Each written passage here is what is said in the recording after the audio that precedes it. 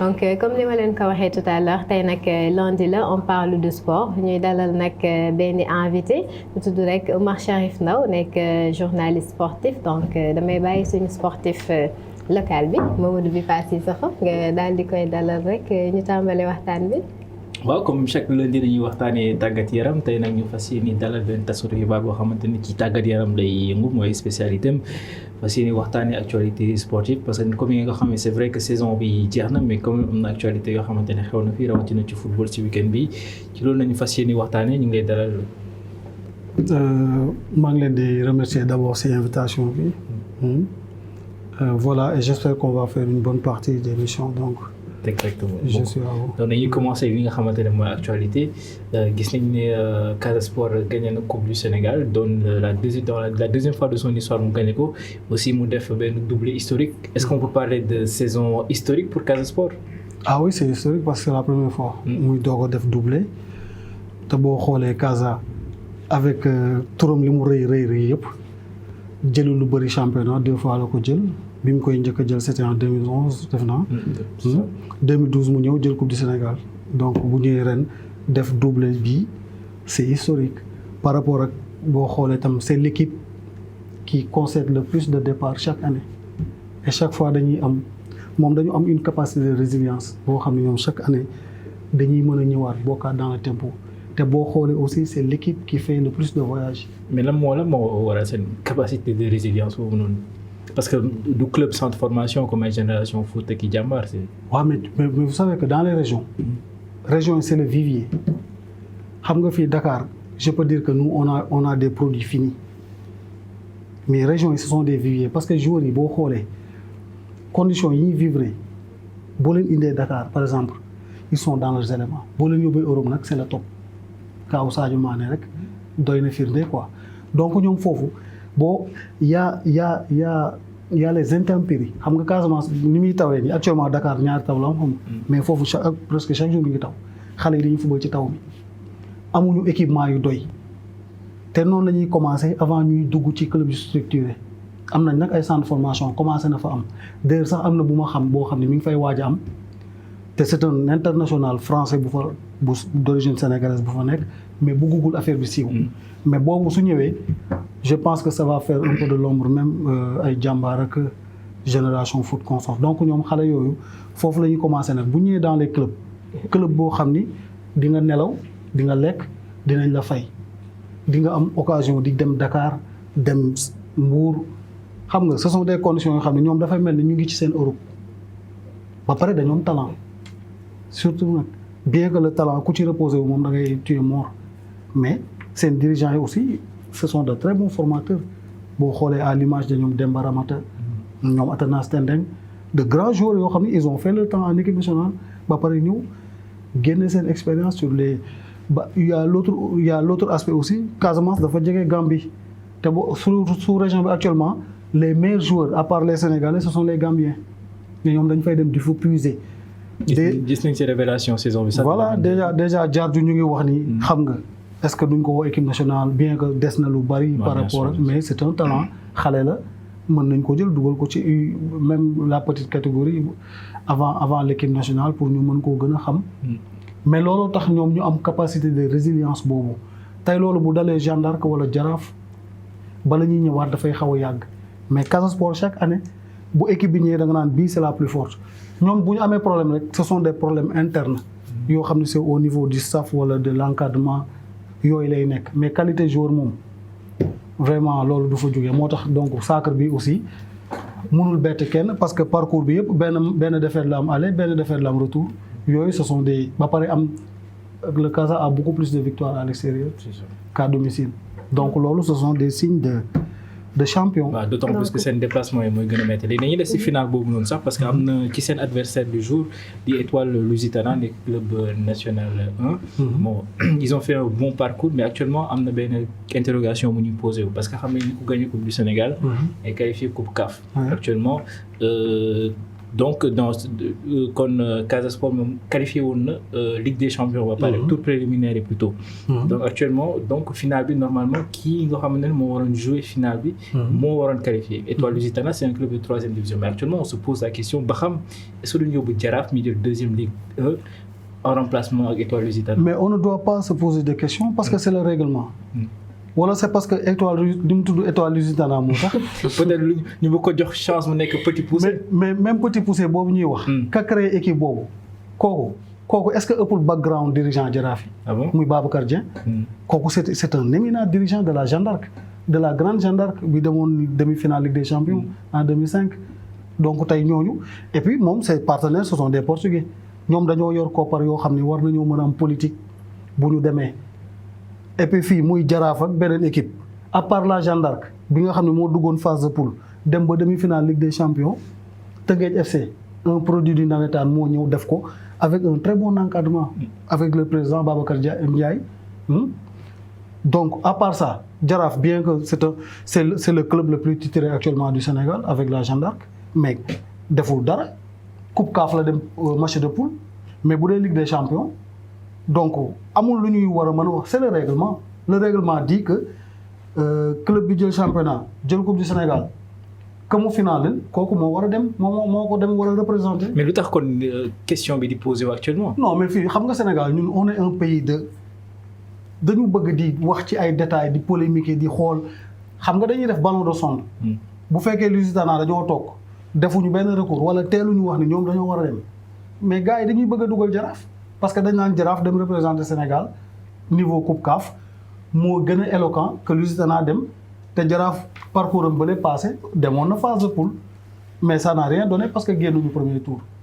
waaw ci loolu laay taxaw tuuti dañuy gis suñu équipe bi fii nii ci championnat local bi. bu ñu jëlee dañuy def lu mucc ayib. mais une fois ñu daal di dem ci li ñu woowee Ligue des Champions wala Coupe CAF.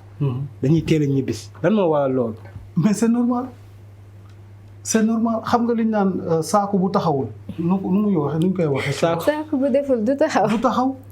kon suñu saako yi deful. xam nga nous quand on jouait en foot amateur man je me rappelle sama première année bu may joué j'étais junior ñu yóbbu ma senior amateur laa wax. kan la ñu doon joué. si son premier match dañoo gagné on nous a donné comme prime de victoire 1000 francs mais 1000 francs boobu dafa meloon ni man 100 000 francs parce que j'étais avec mes copains ñu génn jaay ko ba egg suñu kër mais bi ma jógee foofu dem équipe bu mel ni Ndiambour avec l'avènement de Maguette Diouf c'était le frère du président Abdou Diouf à l'époque boobu dem nañ ba demi-finale Ligue coupe boobu temps yooyu c'était la coupe des clubs champions Wydad moo ñu gagné pendant ce temps on avait 35 000 francs de prime de match championnat boobu temps yi on jouait 34 matchs foot amateur laa la wax boobu on était amateur ñëwaguñu Ligue Pro on jouait 34 matchs par saison équipe bi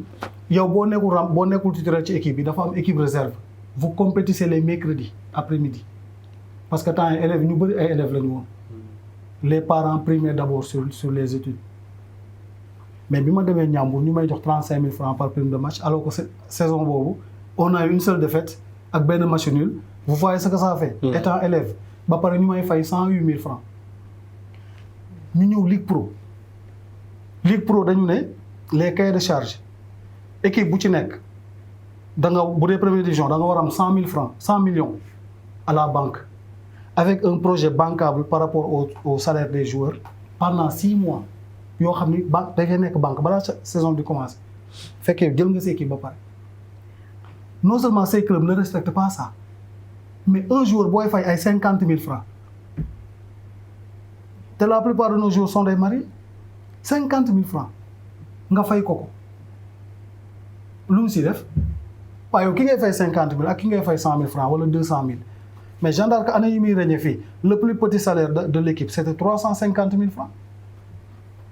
Pape Ñoxor Fall xam ngeen ko dégg ngeen turam. il n'a jamais voulu quitter ce pays parce que il avait plus de 600 000 francs à la Jeanne d'Arc.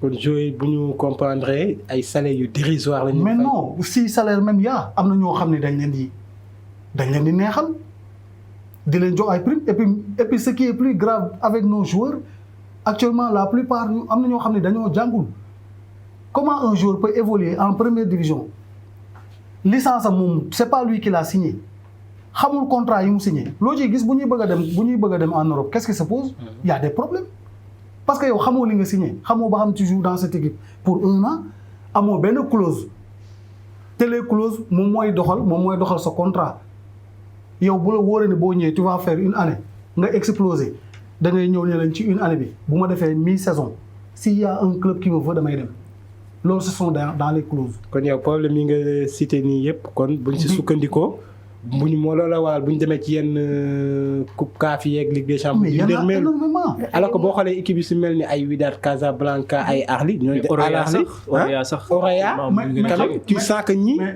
ñooñu financièrement pare nañ. waaw mais déjà Aliou balaa moo tontu sa question nga baal ma par rapport ak joueurs yi conditions yi nga xamante ni moom la ñuy nangu jouer ko. d'accord seen ñàkk jàng peut-être bokk na ci mais ana seeni agent wala ñi nga xamante ni peut-être ñoo leen di accompagner est-ce que ñooñu tamit du ñoom ñoo war a jël yenn décisions yi wala ñoom ci seen biir ñu bañ yenn conditions yi même bu fekkee ni quand même jaaruñ. pour wax la foofu fii jour boo déggee ñu ne la am na agent mooy ki nga xam ni dañ koy waaj a utal contrat mu dem fii Sénégal la plupart nag laa wax. mais koo ñëw sax ne ko booy kaay ma approché la ma lay tàggat sur le plan com jox la programme ama grand yi fu tubaab la ñun xamuñu yi la plus non saa yi man j'ai fait plus de 20 ans de championnat local waxuma sax football bi mais ba ma koy couvrir fii amul lu ma réer ci boo gisee léegi sax du ma bëggati dem ci plateau yi di ci wax parce que bu ma ciy génne problème benn bu nekk rek mën na nekk émission donc fii jour bi nga xam ne dafa am agent mooy ki nga xam ni il est en partance pour l'Europe et puis mieux mais nous quand on jouait en amateur on quittait le Sénégal pour aller jouer dans des clubs de première division en France la plupart foo mënti dem première division ngay jouer mais depuis bu ñu ñëwee 2009 ba léegi non Ligue Pro là jour bu fiy génn national nga jëm wala deuxième division rare même Sadio Mané quand il était meilleur joueur bi muy jógee fu mu dem. Metz. dañ ko abale après mu dem Salzbourg gars yi naan non bon c'était des choix.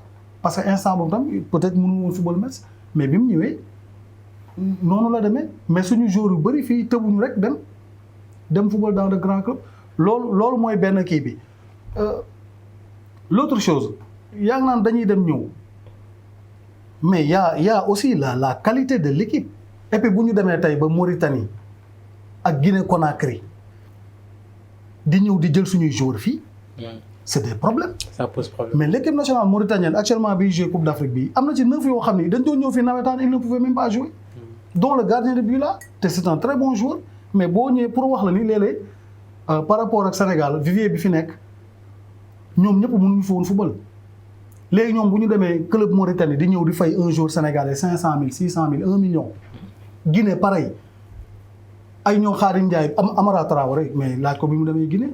on lui a donné une voiture de 100 millions bu mu doon dawal parce que président boobu il a un parc automobile de plus de 5 milliards xaw ma 6 milliards foofu salaire yi gën a tuuti presque mën na nekk sa budget fédération y a pas photo Ahli yaa ngi may wax Ahli en 2005 année bi Zidane nekkee Real Madrid Ahli dafa fay Real Madrid 1 milliard pour football ak moom match amical de préparation Ahli a battu le Real Madrid 1-0 avec Roberto Carlos avec Zinedine Zidane avec ñoom Seedorf ak tout le gratin du Real Madrid. di galactique. semaine boobu Jeanne d'Arc dafa dem fekk ko foofu dóor ko 3-1 Ligue des Champions. tu sais ce qui s'est passé. Ahli dañ ne ñu bu ngeen di ñibbi dañuy ànd ak yéen ñu xool les installations que possède l'équipe sénégalaise boobu Dakar Sacré-Cœur amagul. La Jeanne d'Arc s'entraînait sur le terrain rocailleux de Sacré-Cœur. mais bi ñu ñëwee gars yi ne leen fii lay entraîné ñu ne non mënul nekk ñun dañ leen di gars yi dañ leen di nëbb bëgguñu wane les bijoux que possèdent les Sénégalais. alors qu'en réalité c'était ça. mais tey jii nii sax si loolu noonu suñu xoolee est-ce que kon amul benn problème au niveau suñu exposition au championnat parce que gis nañ ne sax ren jii club bu nekk essayer na débrouiller de son côté de diffuser match ami on n'a pas de diffuseur sponsors yi aussi mooy loolu est-ce que tamit loolu mooy principal problème fii suñu championnat tamit. waaw mais léegi yow Bipa je te pose une question rek bancale. yow tey nga nekk sponsor. oui mais sa sponsor boo yor sa xaalis. mais da nga koy dugal dans quelque chose d'attrayant ou bien. forcément parce que xaalis nga si wut c'est normal. mais voilà mais yow bu ñu la waxee tey le derby Jeanne d'Arc Gorée ne peut pas drainer 50 spectateurs mais tu vas pas mettre ton argent léegi nag il faut qu'on ait des présidents créatifs imaginatifs comme Babacar Ndiaye de Teungueth FC comme Saër Seck comme ñoom Madi Touré bon bien que Madi Touré ak Jambar dañoo sax reposer wu sur des socles étrangers mais Teungueth FC c'est un produit du navétane du national di yéeg ba ñëw dem phase de poule son président c'est un manager il est dans le pétrole Oryx la nekk xam nga donc dafa xam où trouver de l'argent il a combien de sponsors boo gisee joueurs yi dem Teungueth FC c'est parce qu'ils sont très bien payés actuellement c'est le club qui paie le plus d'argent que tous les autres clubs amuñu donc c'est ça te gis nga ko dem moom bi Ligue des Champions bi jeexee rek tous ces meilleurs joueurs sont partis et puis fu ñu dem ay Maroc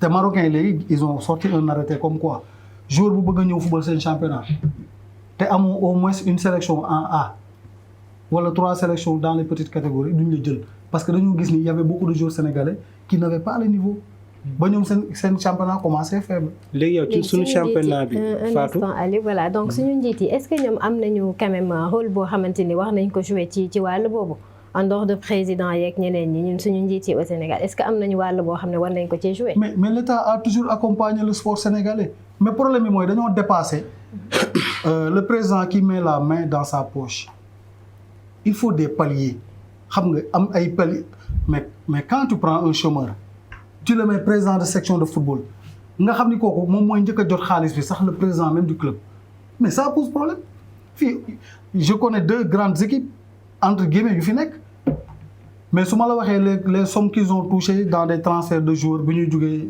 Norvège di dem Manchester United mais xaalis boobu man foogoon naa ne tey même l'équipe nationale au lieu muy dem ci hôtel yi sax war naa mënoon dugg ci complexe boobu comme Clairefontaine liñ ci gagné mais tel n'est pas le cas xoolal tey xoolal championnat bi kan moo gagné Casa Sport amul stade dafa am stade léegi xoolal toutes ces équipes yi ma lay wax nii ku ci amul stade dootoo dem fenn parce que da ngay dem louer quand tu loues tu donnes 30 000 francs ou 35 000 par heure mais yow da nga mën a fay da nga mën a entraîner matin soir benn yoon ngay entraîner Casa Sport s'entraîne 3 fois kooku mënoo ko gagner ce sont dama ne grand problème bu ñu génn ci football sénégalais rek dafa mat débat. léegi yow nan nga gisee niveau championnat au Sénégal parce que wax nga ko léegi nee nga supporters yi du ñëw du drainer du monde donc est-ce que loolu wanewul ni le niveau du championnat dafa faible. non mais xam nga boo nee faible sax pour man c'est un mot très. waaye c'est de l'euphémisme. non parce que yow tey non mais yow tey cite-moi 3 joueurs sénégalais qui ont marqué la saison championnat bi xam nga journaliste nga mais mënoo ma ko wax. parce que bon ñun Lamine Diack rek la ñuy dégg du Casa Sport. il y a le meilleur buteur aussi. parce que Lamine Diack moom ñoom ñoo gagné championnat bi. excusez-moi parce que ñoom ñoo gagné championnat bi. ak lan. il y a Boli. ah il y a Boli. Boli fu mu nekk. Jaraaf. waaw oui fan la jógee avant muy dem Jaraaf. moi je sais pas. xam nga bi muy si avant muy ñëw Jaraaf mi ngi woon Casa Sport non pour wax la ni rek bu njëkk équipe bu nekk. les yeux fermés tu donnes le classement de ton équipe. Mais tu es mieux actuellement tu es capable beaucoup plus capable de me donner le classement du Real Madrid que du Casa Sport même champion. ku wane ni championnat kenn du ko seetaan. est-ce que yéen tamit amoo leen ci wàll yéen taskatu xibaar yi am ngeen ci wàll. xam nga man su may wax de manière générale sur les taskatu xibaar man je ne prêche pas la bonne parole man je ne suis pas un donneur de leçons xam nga man lu ma xam avant d'être journaliste sportif j'ai été sportif dama football. fii tey les entraîneurs yu bëri man ak ñoom on a fait l'équipe ensemble ñu bëri mais man sama bopp laa xam mais un journaliste boo xam ni booy dem ci football di ko def xamoo lexique football. tu peux pas donner les mots techniques xamoo le règlement. ça pose problème. ça pose problème tey j'en ai vu comprendre nga mais au-delà c'est le problème c'est le football Sénégal non assises yi ñu doon def assises bu ñu ko waree def ça va concerner et les équipes les clubs les présidents les dirigeants et la presse sportive. mais yow mii si nekk si milieu bi yàgg si loolu ban solution ngay préconiser pour tey jii nag ñu atteindre niveau peut-être sax jege niveau Guinée aussi parce que Guinée ñi ngi commencé ñu raw léegi. non man li feu Jean Collin waxoon laa doon wax parce que boobu je pense que ba mu koy wax sax man boobu xale laa mais damay dab di lire ba gis benn journal Soleil bu mu wax ni parce que année boobu Jaraaf dafa jël championnat. non police moo jël championnat. police war a dem Coupe d'Afrique mu ne bu police dem temps yi l'état xam nga l'état da doon dimbale gars yi te comme police tam c'est un démembrement de l'état mu ne leen police du dem parce que pare guñu année bi stop police ñëw jël coupe doublé coupe ak championnat mu ne leen vous pouvez partir bi ñu demee ils ont gagné la coupe AOF xam nga man fii li may wax comme nawetaan rek man su doon man la fii championnat Sénégal fii duñ dem compétition pendant 5 ans. très rapidement li ñu def ci waxtu bëreegul mais voilà xam naa di nga ma ko may. transfert Sadio Mané quand même. bañ a wax au Bayern Munich.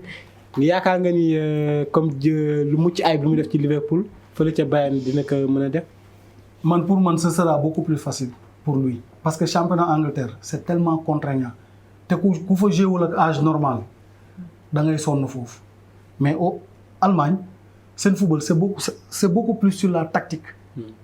Ils ont des joueurs très intelligents te Bayern c'est une équipe très huilée boo xoolee équipe bi presque ça fait 6 ans ñoom tam 7 ans ñoom ñooy nekk ensemble comprendre nga dafa am benn mécanisme bu fa nekk ñoom li ñu def rek dafa simple dañoo dindi Lewandowski teg ko fa l'équipe va jouer pour lui xam nga moom Liverpool il joue pour les gars mais l'équipe va jouer pour lui donc boobaa day gën a yomb ci moom te Klopp bi mu koy indi Liverpool di ko génne di ko dugal ci axe bi di indi Luis Diaz c'était pour lui faire de l'ombre pour écarter ko mais on a vu que il s'est bonifié dans ce poste-là parce que chaque match il marquait des buts son ratio bi moo gënoon garaaw sax que bi muy nekk joueur excentré donc fii bu fa nekkee Müller bu la passé. ñabri sa Kimmich. non mais. mu daal di yomb ci moom ah. voilà waaw man 17 bi rek moo ma ci xaw a kii 17 bi numéro 17 bi pour man dañuy jël benn 10 rek. jox ko non Sadio Mané sol na ay numéro 20 mais nag xoolal tam ki yor 10 bi doomu ndeyam la. te il n'est pas plus sénégalais que lui. papa il a défendu les couleurs du Sénégal. Souleymane Sané. loolu affaire gentleman agreement la rek. Sadio Mané tëdd. waaw mais loolu. monsieur ni dem na bàyyi 10 beeg Neymar jël 30 bi donc. waaw non mais Messi moom dafa dem genre Club Med la dem rek il faut que les gens le disent. d'accord pare Club Med la. d'accord waxtu bi nag sérieusement mu ñuy d'abord on aurait aimé bien que xawma lu bari ci foot bi on aurait aimé continuer et voilà pendant un peu longtemps mais waxtu baa ngi ñuy dab donc dama lay bàyyi rek nga tàgg. amul benn non mais c'est bien xam nga man sax j'aime ce format parce que wax télé dafa métti des fois il faut parler peu mais. J'espère que ñun lu ñu fi wax am na ñoo xam ne bu ñu ko dégloo ça va waaw mais bon je vous souhaite une très bonne journée.